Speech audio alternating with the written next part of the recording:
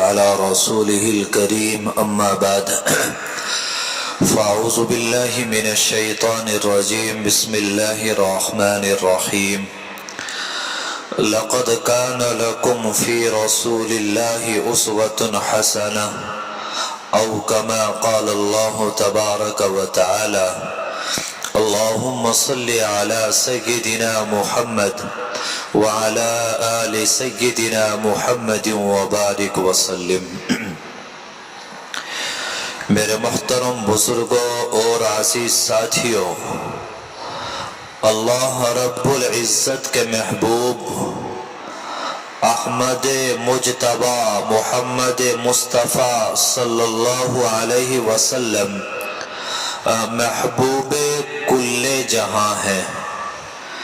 اللہ تعالیٰ نے آپ کو ایسی نعمتوں اور جمال و کمال سے نوازا ہے کہ ہر انسان ان کو اپنی زندگی کا آئیڈیل اور نمونہ بنا سکتا ہے، چاہے کوئی عالم ہے یا جاہل ہے، مشرق میں رہتا ہے یا مغرب میں رہتا ہے، کوئی وقت کا سائنسداں ہو، ڈاکٹر ہو، انجینئر ہو، ہر کسی کو نبی پاک علیہ السلام کی زندگی میں بہترین اسوہ اور نمونہ مل سکتا ہے۔ دنیا کے اندر لوگ بہت سارے لوگوں کی تعریفیں کرتے ہیں اور کہتے ہیں کہ فلاں نے یہ کارنامہ انجام دیا ہے، مثلاً آئنسٹائن ہے، نیوٹن ہے، یا اپنے زمانے کے بڑے سائنسداں گزرے ہیں۔ لوگ ان کی تعریف کرتے ہیں کہ فلاں نے یہ کارنامہ انجام دیا، فلاں نے یہ کارنامہ انجام دیا، اور زندگی نے وفا نہ کی۔ اگر وہ زندہ رہتا تو اور بھی کچھ کر دکھاتا۔ اس کا کیا مطلب؟ اس کا مطلب یہ ہے کہ ان کی زندگی ادھوری، ان کے مشن ادھورے، اور وہ اپنی زندگی میں جو کام کرنا چاہتے تھے وہ کام چاہ کر بھی نہیں کر سکے۔ لیکن تاریخ انسانیت میں ایک شخصیت ایسی ہے کہ جس کی زندگی کامل اور مکمل زندگی ہے۔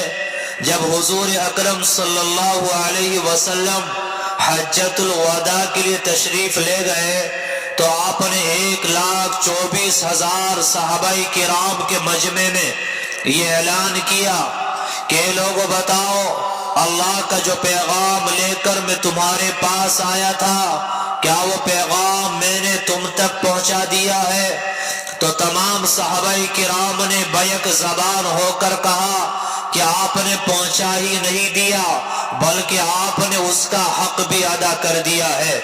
اللہ کے نبی صلی اللہ علیہ وسلم نے اللہ کے سامنے دونوں ہاتھ اٹھائے اور کہا کہ اللہ تو گواہ رہنا، اور یہ پورا مجمع گواہ ہے کہ جس کام کے لیے آپ نے مجھے بھیجا تھا وہ کام میں نے کامل اور مکمل کر دیا ہے۔ پوری تاریخ انسانیت میں یہی ایک مثال ملتی ہے کہ جنہوں نے اپنی زندگی کے مشن کو مکمل کیا ہے۔ حضرت ابراہیم علیہ السلام نے اللہ تبارک و تعالی سے دعا مانگی تھی، ربنا وابعث فیہم رسولا منہم یتلو علیہم آیاتک، کہ پروردگار تیرا گھر تو میں نے بنا دیا ہے، آپ عبادت کرنے والے کو بھیج دیجئے، مسجد میں نے بنا دی ہے، آپ عبادت سکھانے والے کو بھیج دیجئے، مدرسہ میں نے بنا دیا، آپ پڑھانے والے کو بھیج دیجئے۔ چنانچہ حضور اکرم صلی اللہ علیہ وسلم حضرت ابراہیم علیہ السلام کی دعا کا مصداق بن کر اس دنیا کے اندر تشریف لائے ہیں۔ آپ ذرا غور کریں کہ جو اللہ کا گھر بن رہا ہے وہ بیت اللہ ہے، بنانے والے ابراہیم خلیل اللہ ہے، تعاون کرنے والے اسماعیل ذبیح اللہ ہے، اور جس سے دعا مانگی جا رہی ہے وہ اللہ ہے، اور جس کو آنا ہے وہ محمد الرسول اللہ ہے۔ جب حضور اکرم صلی اللہ علیہ وسلم آپ کی پیدائش ہوئی تو اللہ تعالیٰ نے صبح کے وقت کا انتخاب کیا، کیونکہ صبح کا وقت ایسا ہوتا ہے کہ اندھیرا چھٹ رہا ہوتا ہے، روشنی آ رہی ہوتی ہے۔ یہ انسانیت کے نام ایک پیغام تھا کہ لوگوں اب دنیا سے کفر و شرک کی ظلمت چھٹ چکی ہے، اب ہدایت کا سورج طلوع ہو چکا ہے جو ساری دنیا کو اللہ کی توحید سے مہکا دے گا اور چمکا دے گا۔ جب نبی علیہ السلام کی ولادت ہوئی تو ملک شام کی پہاڑیوں پر کچھ روشنی دیکھی گئی۔ علماء محدثین نے فرمایا کہ جہاں تک یہ روشنی نظر آئی تھی وہاں تک نبی علیہ السلام کی زندگی میں دین اسلام کو پھیلنا تھا، اور آپ کے بعد دنیا کے ہر کچے اور پکے مکان میں دین اسلام کو داخل ہونا تھا۔ حضرت آپ کے والد حضرت عبداللہ کہ نبی علیہ السلام کی ابھی ولادت نہیں ہوئی کہ ان کا انتقال ہو گیا۔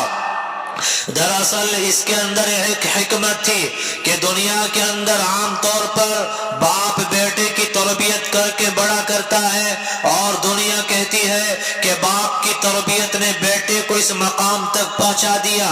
اللہ تعالیٰ انسانیت کو یہ پیغام دینا چاہتے تھے کہ میں نے اپنے محبوب کو سارے کمالات خود عطا کیے ہیں، کل کو یہ کمالات کسی اور کی طرف منسوب نہ ہو اور کہنے والے یہ کہیں کہ تھے تو آپ یتیم، تھے تو آپ بے سہارا، لیکن ساری دنیا کے لیے آپ سہارا بن کر تشریف لائے ہیں۔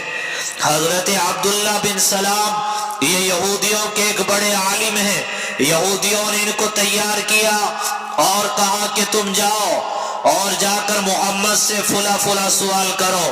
عبداللہ بن سلام سوال کرنے کے لیے آتے ہیں، نبی علیہ السلام کی زیارت کرتے ہیں، آپ کے چہرے کا دیدار کیا اور کہنے لگے یا رسول اللہ آپ مجھے کلمہ پڑھا دیجئے، میں مسلمان ہونا چاہتا ہوں۔ یہودیوں نے طعنہ دیا کہ ہم نے تو تمہیں سوال کرنے کے لیے بھیجا تھا، تم ان کے چاہنے والے بن گئے، ان کے ماننے والے بن گئے۔ تو عبداللہ بن سلام نے جواب دیا کہ ارے ذرا اس کا چہرہ تو دیکھو، ایسا پیارا چہرہ کسی جھوٹے انسان کا نہیں ہو سکتا ہے۔ ایک صحابی فرماتے ہیں کہ ایک مرتبہ رات کا وقت تھا اور 14ویں رات کا چاند وہ پوری آب و تاب کے ساتھ نکل رہا تھا۔ میں مسجد نبوی کے اندر داخل ہوا تو میں نے دیکھا کہ نبی پاک علیہ السلام مسجد نبوی کے صحن میں تشریف فرما ہے۔ میں آسمان پر نظر اٹھاتا ہوں تو مجھے آسمان کا چاند نظر آتا ہے، اور نیچے زمین پر نظر ڈالتا ہوں تو عرب کا یہ چاند نظر آتا ہے۔ میں سوچنے لگا کہ آسمان کا چاند زیادہ خوبصورت ہے یا عرب کا یہ چاند زیادہ خوبصورت ہے۔ بالآخر تھوڑی دیر کے بعد میرے دل نے فیصلہ کیا کہ آسمان کے چاند اگرچہ دنیا میں تیری خوبصورتی کا چرچا ہے، لیکن تیرے چہرے پر بھی جھائیاں ہیں، اور میرے مدنی حضور اکرم صلی اللہ علیہ وسلم کا چہرہ وہ بالکل صاف اور ستھرا ہے۔ تو اللہ تعالیٰ نے آپ کو ظاہری حسن و جمال بھی عطا کیا ہے۔ ایک صحابی مدینہ المنورہ کے اطراف میں رہتے تھے، نبی علیہ السلام کی مجلس میں حاضر ہوتے، سلام کر کے بیٹھ جاتے، تھوڑی دیر آپ کی باتیں سنتے، پھر وہاں سے واپس چلے جاتے۔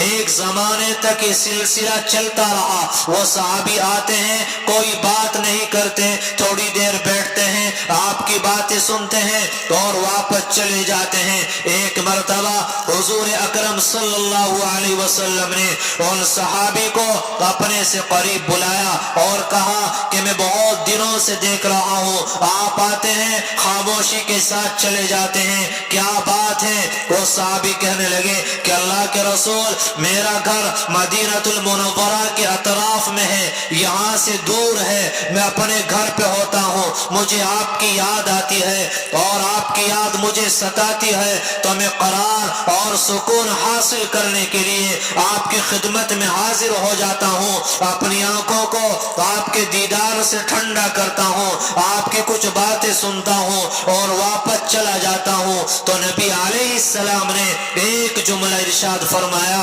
اور فرمایا المرء مع من احبا، کہ کل قیامت کے میدان میں انسان اسی کے ساتھ ہوگا جس سے محبت کرے گا۔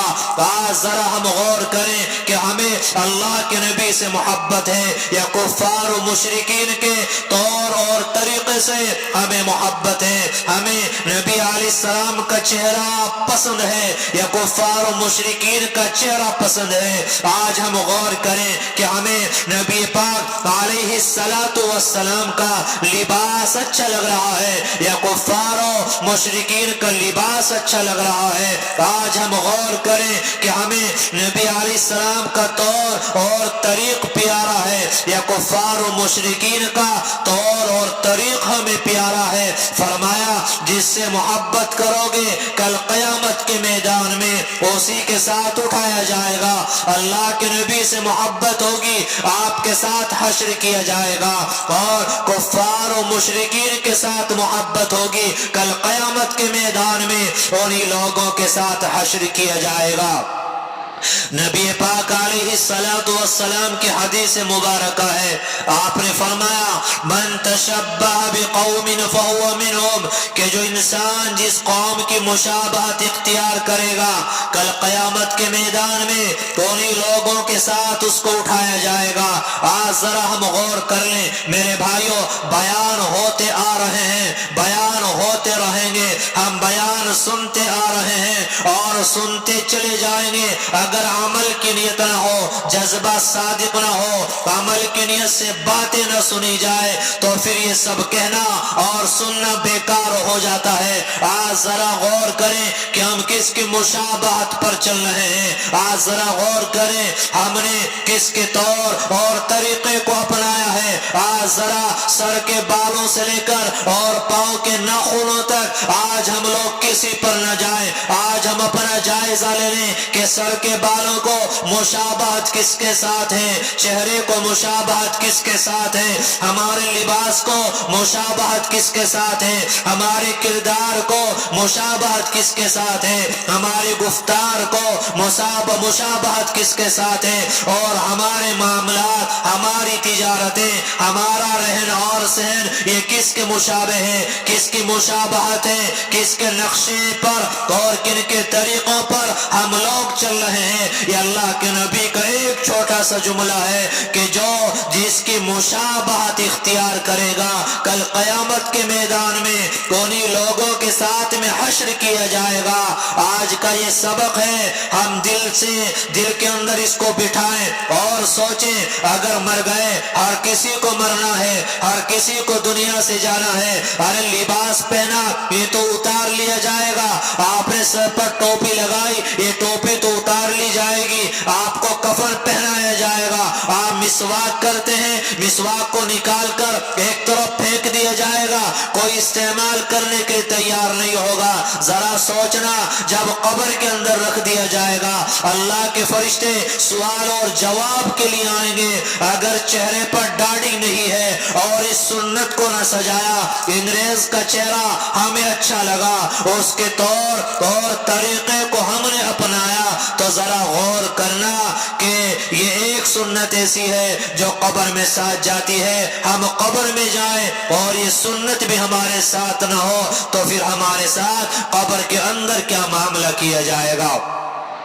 آج مسلمان زبانی جمع خرچ کرتا ہے، نعرے لگاتا ہے، محبت کی باتیں کرتا ہے، محبت کے دعوے کرتا ہے۔ آپ ذرا غور کریں کہ داڑھی کٹانا ایک ایسا گناہ ہے، علماء نے لکھا ہے کہ 3 گناہ ایسے ہیں کہ برابر آپ کچھ بھی کر رہے ہوں لیکن آپ کے نام اعمال میں یہ گناہ برابر لکھا جا رہا ہوتا ہے۔ ایک تو داڑھی کٹانا ہے، اگر ایک مجھ سے کم پر کوئی داڑھی کٹاتا ہے، آپ نماز پڑھ رہے ہیں، نماز کا ثواب آپ کو مل رہا ہے لیکن داڑھی کٹانے کا گناہ برابر آپ کے نامہ اعمال میں لکھا جا رہا ہے۔ اسی طرح اپنے ٹخنوں کو ڈھانپنا، چاہے پینٹ کے ذریعے ڈھانپیں، پائجامے کے ذریعے ڈھانپیں، آپ لنگی کے ذریعے ڈھانپیں، اگر آپ کے ٹخنے ڈھانپے ہوئے ہیں، آپ کے ٹخنے چھپے ہوئے ہیں، آپ نماز پڑھ رہے ہیں، نماز کا ثواب برابر مل رہا ہے لیکن برابر یہ گناہ بھی آپ کے نامہ اعمال میں برابر لکھا جا رہا ہے۔ اور تیسرا گناہ وہ ناپاکی کی حالت میں رہنا ہے۔ آج کتنے مسلمان ہیں کہ غسل واجب ہو گیا، حق زوجیت ادا کیے اور غسل واجب ہو گیا، فجر کی نماز قضا ہو گئی اور 9-10 بجے اٹھا جا رہا ہے، 11-12 بجے غسل کیا جا رہا ہے۔ یہ ناپاکی کی حالت میں جو اتنا طویل عرصہ گزرا ہے تو یاد رکھنا برابر نامہ اعمال میں گناہ لکھا جا رہا ہے۔ آج ہم لوگ کہتے ہیں کہ گھروں سے برکتیں رخصت ہو گئی، آمدنی ہے، حالات کے شکار ہیں، پریشانیوں میں گرے ہیں۔ آج چاہے مرد ہو یا عورتیں، فجر کی نماز بھی قضا ہے اور ناپاکی کی حالت میں ایک بڑا وقت اسی طرح گزار دیا جاتا ہے، پھر نحوستیں نہیں آئیں گی۔ اللہ کے نبی نے فرمایا کہ جس گھر کے اندر کوئی تصویر ہوتی ہے اور فرمایا کہ جس گھر کے اندر کوئی جنوبی اور ناپاک انسان ہوتا ہے وہاں رحمت کے فرشتے داخل نہیں ہوتے۔ آج تو تصویر کے بجائے فلمیں ہیں اور آج تو مسلمان ہیں اور ناپاکی کی حالت میں پڑا ہے، رحمت کے فرشتے پھر کہاں سے آئیں گے؟ کہاں سے چین اور سکون آئے گا؟ کہاں سے برکتیں آئیں گی؟ جو برکتوں کے اترنے کا وقت ہوتا ہے تب تو غفلت میں پڑے ہوئے سوتے ہیں۔ آج ذرا جائزہ لیں، فجر میں مسجدیں آپ کو خالی نظر آئیں گی۔ آج عورتیں وہ نماز نہیں پڑھتی ہیں اور گھر میں بالغ لڑکیاں ہیں اور عورتیں ہیں لیکن نماز کی کسی کو کوئی فکر نہیں ہے۔ 7 بجے 8 بجے اٹھا جا رہا ہے اور غیروں کے طریقے کو اپنایا جا رہا ہے، نبی علیہ السلام کے طریقے کو چھوڑا جا رہا ہے۔ تو نبی علیہ السلام نے فرمایا من تشبہ بقوم فہو منہم، کہ جو جس کی مشابہت اختیار کرے گا کل قیامت کے میدان میں اسی کے ساتھ میں اس کا حشر کیا جائے گا۔ میرے بھائیوں، خالی زبانی دعوے کر لینا، زبان سے باتیں بنا لینا، اس کو محبت نہیں کہا جاتا۔ محبت کا محل تو دل ہے، محبت کا اظہار عمل سے ہوتا ہے اور محبت کی جگہ وہ دل ہے۔ ذرا دل میں جھانک کر دیکھ لیں کہ اللہ کے نبی کی سنتوں سے پیار ہے یا ہمیں غیروں کا طور اور طریق اچھا لگ رہا ہے۔ اللہ تعالیٰ نے ایسا پیغمبر، ایسا پیارا نبی ہم لوگوں کو عطا کیا کہ جس سے ہر کسی نے پیار کیا ہے، ہر کسی نے محبت کی ہے۔ صدیق اکبر رضی اللہ تعالی عنہ کے گھر میں 2 پتھر تھے، جب نبی پاک علیہ السلام آپ کے گھر تشریف لے جاتے تو ایک پتھر آپ کو سلام کیا کرتا تھا، اس پتھر کا نام متکلم رکھا گیا۔ ایک مرتبہ نبی پاک علیہ السلام جمعے کی نماز کے تشریف لائے اور خطبہ دینے کے لیے آپ منبر پر تشریف فرما ہوئے تو تمام صحابہ کرام نے کسی بچے کے بلبلانے کی آواز سنی۔ تمام صحابہ کرام حیران ہیں کہ آواز کہاں سے آ رہی ہے، تو دیکھا کہ کھجور کا ایک تنا تھا وہاں سے یہ آواز آ رہی تھی. یہ آواز کیوں آ رہی تھی کہ نبی علیہ السلام کے لیے ابھی تک ممبر نہیں بنا تھا. کھجور کے اس تنے سے سہارا لگا کر آپ خطبہ دیا کرتے تھے. تمیم داری جب مسلمان ہو گئے انہوں نے ممبر بنا کر دیا. آپ نے کھجور کے تنے کو چھوڑا تو آپ ممبر پر تشریف فرما ہوئے تو آپ کے فراق اور آپ کی جدائی کی وجہ سے وہ کھجور کا وہ تنا وہ بلبلا کر رو رہا تھا. تو آپ نیچے تشریف لائے, گلے سے لگایا. جیسے روتا روتا بچہ ماں کی گود میں جا کر خاموش ہو جاتا ہے وہ ایسے خاموش ہو گیا. اور اللہ کے نبی نے فرمایا کہ یہ کھجور کا تنا اس کو میرے ساتھ نسبت رہی ہے, لہذا اس کو بھی کل جنت کے اندر داخل کیا جائے گا. تو پتھر وہ آپ سے پیار کریں اور درخت اور لکڑیاں وہ آپ سے پیار کریں. آج کا مسلمان آپ سے پیار نہ کریں تو ذرا سوچنا کہ ہماری زندگی کس رخ کی طرف جا رہی ہے. آپ سے جانوروں نے پیار کیا ہے. حجۃ الوداع کے لیے آپ تشریف لے گئے تو حضرت علی رضی اللہ تعالیٰ قربانی کے لیے بہت سارے اونٹ لے کر آئے. نبی علیہ السلام نے 63 اونٹ اپنے دستے مبارک سے ذبح فرمائے. جب آپ اونٹوں کو ذبح کر رہے تھے تو ہر اونٹ رسی توڑا رہا تھا, ہر اونٹ زور لگا رہا تھا اور یہ چاہ رہا تھا کہ پیغمبر علیہ السلام کے دستے مبارک سے سب سے پہلے میرے گلے پہ چھری چل جائے. اور ایک مشہور واقعہ ہے کہ نبی علیہ السلام تشریف لے جا رہے تھے. ایک یہودی نے ایک ہرنی کا شکار کیے ہوئے تھا.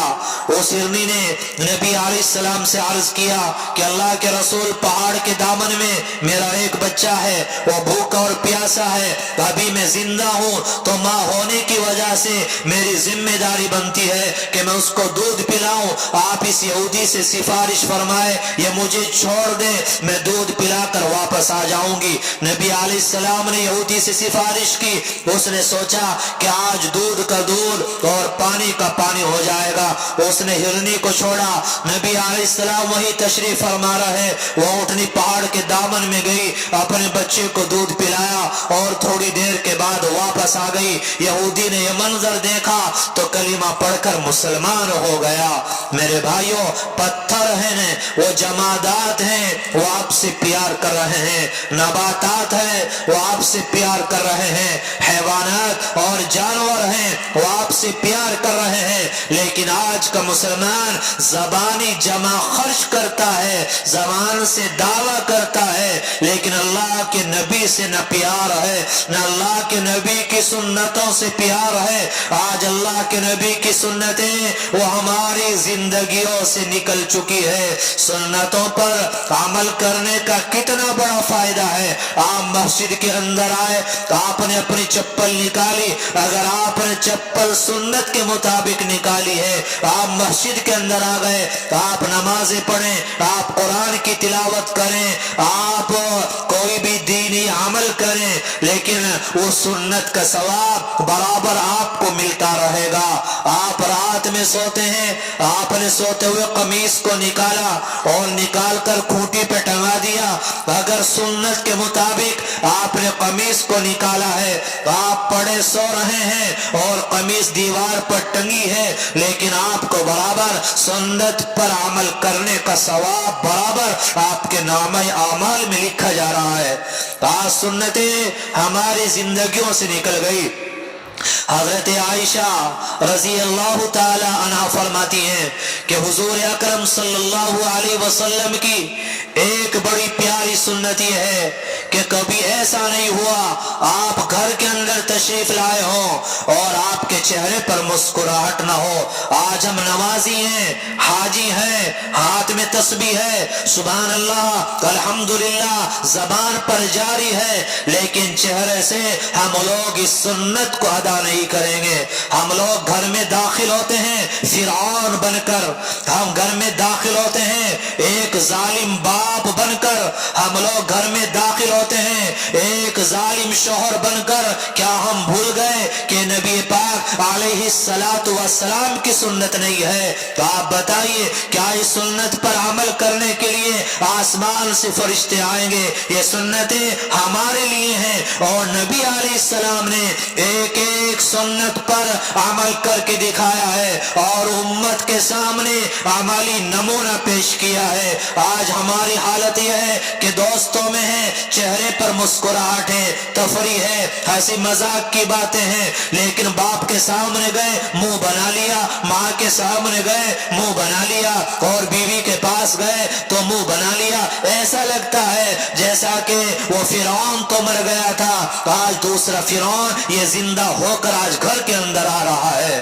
ہم چل رہے زمین پر ہوتے ہیں، لیکن دماغ بڑائی اور ہماری ذہنی خباثت اور ذہنی گندگی وہ آسمان کو چھو رہی ہوتی ہے۔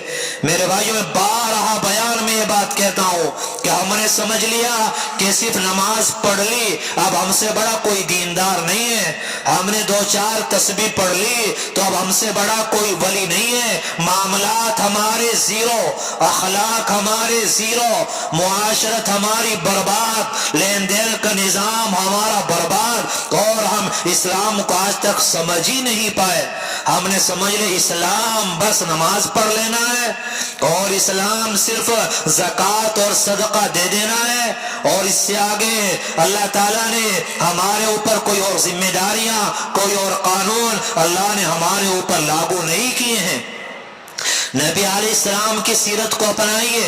اگر ساری زندگی نبی علیہ السلام کے حسن و جمال، آپ کے کمالات کو بیان کیا جائے، الفاظ ختم ہو جائیں گے، لیکن آپ کے کمالات کو بیان نہیں کیا جا سکتا۔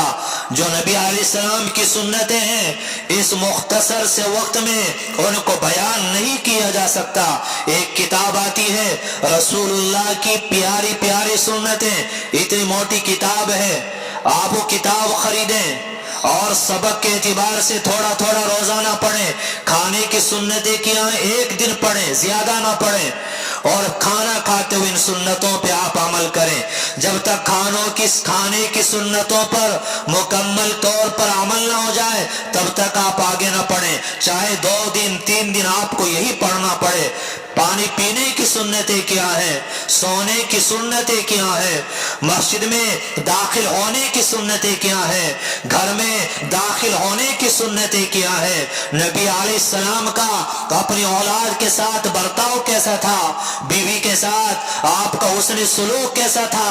اللہ نے قرآن میں فرمایا لَقَدْ كَانَ لَكُمْ فِي رَسُولِ اللَّهِ أُسْوَةٌ حَسَنَةٌ، کہ نبی علیہ السلام کی جو سیرت ہے وہ آپ کے لیے مکمل نمونہ ہے۔ میرے بھائیوں، آج تو ہم نے سیرت کو چھوڑ دیا۔ آج کہتے میاں بیوی میں جھگڑا ہے، ہم باہر خوشحال تھے، گھر میں گئے تو منہ بنا کر داخل ہو رہے ہیں۔ نبی علیہ السلام کا طریقہ تھا کہ آپ خرچ کے علاوہ اپنی بیوی کو کبھی کبھی ہدیہ دیا کرتے تھے۔ بعض لوگوں کو تو احادیث پر بھی اعتراض ہو جاتا ہے۔ اللہ کے نبی نے فرمایا تہادو تہابو، آپس میں ہدیہ لیا دیا کرو، اس سے محبت بڑھتی ہے۔ ہم کسی عالم کو ہدیہ دیں گے، کسی رشتہ دار کو ہدیہ دیں گے، اپنی بیوی کو ہدیہ نہیں دیں گے۔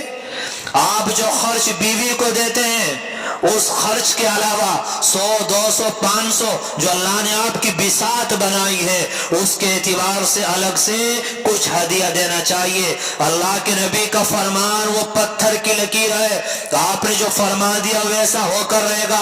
پھر آپ دیکھنا کہ محبتیں آتی ہے یا نہیں، لڑائی اور جھگڑے ختم ہوتے ہیں یا نہیں۔ یاد رکھنا آج میاں بیوی کے جو اختلافات ہیں، ماں باپ اور اولاد کے جو اختلافات ہیں، اور بھائی بھائی کا جو دشمن بنا ہے، اس کی اصل وجہ وہ دین سے دوری ہے۔ میرے بھائیوں یاد رکھنا، آپ صرف دینداری کی بنیاد پر محبت اور پیار کے ساتھ رہ سکتے ہو۔ اگر دین نہیں، نبی علیہ السلام کی زندگی کا نمونہ ہماری زندگی میں نہیں، آپ کی سیرت وہ ہماری زندگی میں نہیں، تو یاد رکھنا ہم اپنے آپ کو خوشحال سمجھتے رہیں، لیکن اس دنیا میں ہم سے بڑا پریشان حال کوئی اور انسان نہیں ہوگا۔ آج اولاد کی طرف سے ہم بے خبر ہیں، یا تو اولاد کو کچھ نہیں کہا جائے گا، یا پھر ڈانٹا جائے گا تو گالی گلوچ کی جائے گی، ان پر زیادتی کی جائے گی۔ آج اولاد یہ چاہتی ہے کہ ہمارا باپ کہیں باہر کام پر چلا جائے تو اچھا ہے، کئی بار مہینے 2 مہینے کے لیے چلا جائے تو اچھا ہے، کیونکہ اس باپ نے اپنی اولاد کو باپ والا پیار نہیں دیا اور بیوی کو شوہر والا پیار نہیں دیا ہے۔ آج تو ایک مرد سمجھتا ہے بس جی نفلیں بھی پڑھ لی، اشراق اور چاشت ہو گئی اور میں تہجد بھی پڑھ رہا ہوں، اگر نبوت زندہ ہوتی تو میں تو نبی بن جاتا۔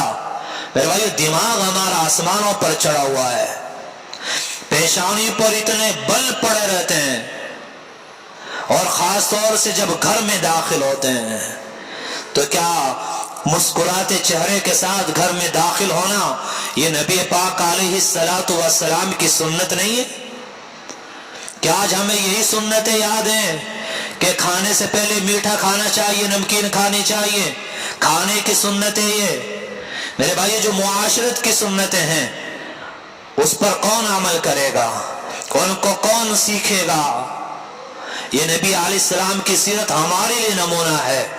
یاد رکھنا، اگر ہم اللہ کا محبوب بننا چاہتے ہیں تو قرآن کے اندر اللہ نے فرمایا قُلْ إِن كُنتُمْ تُحِبُّونَ اللَّهَ فَاتَّبِعُونِي، اے پیغمبر آپ ان لوگوں کو بتا دیجئے کہ اگر آپ اللہ کا محبوب بننا چاہتے ہیں، اللہ کے یہاں مقام اور مرتبہ حاصل کرنا چاہتے ہیں تو فرمایا فَاتَّبِعُونِي، پیغمبر علیہ السلام کا کامل اور مکمل اتباع کرو، نبی علیہ السلام کی سنتوں کو تلاش کرو، اور ان سنتوں کو تلاش کر کر کے ان سنتوں پر آپ عمل کرو، پھر آپ دیکھنا کہ آپ کا گھر جنت کا نمونہ بنتا ہے یا نہیں، پھر گھر میں آپ کو چین اور سکون ملتا ہے یا نہیں۔ بعض گھروں میں اس طرح کی حالت ہوتی ہے کہ آدمی گھر سے زیادہ باہر رہنا پسند کرتا ہے۔ یاد رکھنا، جب دین نہیں ہوگا، گھر کے افراد نماز نہیں پڑھیں گے، ایک دوسرے کے حقوق ادا نہیں کریں گے، زبان میں چاشنی نہیں ہوگی، گالی گلوچ ہوگا، لڑائی جھگڑے ہوں گے، ظلم اور ستم ہوگا، اور چھوٹوں کو دبایا جائے گا اور دوسروں پر ظلم کیا جائے گا، اور اگر کسی گھر میں کوئی یتیم ہے پھر تو پوچھئے ہی کیا اس پر کیا ظلم ہوتا ہے۔ میرے بھائیو ذرا ہم لوگ ہوش کے ناخن لیں، ذرا مطالعہ کر لیا کریں۔ اگر آپ پڑھے لکھے نہیں ہیں تو گھر میں ان کتابوں کو خرید کے منگا لیں، آپ کی بیوی اردو پڑھی اس سے تعلیم کرا لیا کریں، آپ کا بیٹا یا بیٹی پڑھی ہوئی اس سے تعلیم کرا لیا کریں، اور نبی علیہ السلام کی سنتوں کو تلاش کریں، ان پر عمل کریں، پھر آپ دیکھنا کہ زندگیوں میں سکون آتا ہے یا نہیں۔ اور ہمارا یہ گھر جہاں آج آگ لگی ہوئی ہے وہاں پھول کھلتے ہیں یا نہیں، اور ہر کوئی کسی سے محبت اور پیار کرنے والا بنتا ہے یا نہیں۔ ہر چیز میں آپ کو نمونہ ملے گا۔ نبی علیہ السلام نے اپنی ماں کا احترام کیسے کیا، رضائی ماں حضرت حلیمہ، ان کا احترام کیسے کیا ہے، بیویوں کے ساتھ آپ نے اس نے سلوک کیسا کیا ہے، بیٹی کے حقوق آپ نے کیسے ادا کیے ہیں۔ ان چیزوں کو ہم سمجھیں گے، سامنے آئیں گے تبھی عمل ہو سکتا ہے۔ ہم نہ جانیں، نہ سمجھیں، نہ پڑھیں، نہ ہمیں پتہ چلے تو میرے بھائیو پھر عمل کیسے ہوگا؟ یہ جملہ یاد رکھنا، فرمایا پیغمبر علیہ السلام نے من تشبہ بقوم فہو منہم، یہ اللہ کے نبی کا جملہ ہے کہ جو جس قوم کی مشابہت اختیار کرے گا کل قیامت کے میدان میں انہی لوگوں کے ساتھ حشر کیا جائے گا۔ یہ گھروں میں گالی گلوچ کرنا، زور زور سے چیخنا، چلانا، میرے بھائیو نیک لوگوں کا طریقہ ہے یا فاسق لوگوں کا طریقہ ہے، اللہ کے نافرمان لوگوں کا طریقہ ہے؟ تو اگر ہم یہ طریقہ اپنائیں گے کل قیامت کے میدان میں انہی لوگوں کے ساتھ حشر کیا جائے گا۔ اور سر کے بالوں سے لے کر ذرا پاؤں کے ناخنوں تک ہم جھانک کر دیکھ لیں، سر کے بال کٹائے تو انگریزی کٹنگ، میرے بھائیو جب تک انگریزی کٹنگ کے ساتھ بال سر پر رہیں گے برابر آپ کو گناہ ملتا رہے گا۔ ذرا چہرہ دیکھ لیں، لباس دیکھ لیں، اپنا رہن سہن دیکھ لیں، اپنے معاملات دیکھ لیں، اپنی معاشرت کو دیکھ لیں، اپنے کردار، اپنی گفتار، اپنے انداز کو دیکھ لیں، کہیں اللہ کی ناراضگی کے کام ہم لوگ تو نہیں کر رہے ہیں۔ میرے بھائیو زندگی کب تک ہے کسی کو پتا نہیں، لیکن مرنا سب کو ہے، اس کا یقین ہر کسی کو ہے۔ آج ہمیں یہاں کی فکر وہاں کی کوئی فکر نہیں. تو جو باتیں کی جاتی ہیں عمل کی نیت سے ہم ان کو سنا کریں. کوئی بات سامنے آئے تو اس پر عمل بھی کیا کریں. میرے بھائیو یہ موضوع ہے، یہ اتنا تفصیلی موضوع ہے، یہ تو صرف ایک اشارہ کیا ہے. اس کو بیان کرنے کے لیے مہینوں کا وقت چاہیے، لیکن آپ سمجھدار ہیں، اشارہ کیا گیا. ان باتوں کو آپ اپنائیں. نبی علیہ السلام کی سنتوں کو تلاش کر کر کے آپ ان پر عمل کریں. انشاءاللہ موقع ہوا کبھی مختصراً ایک خاکہ سنتوں سے متعلق آپ کے سامنے پیش کیا جائے گا.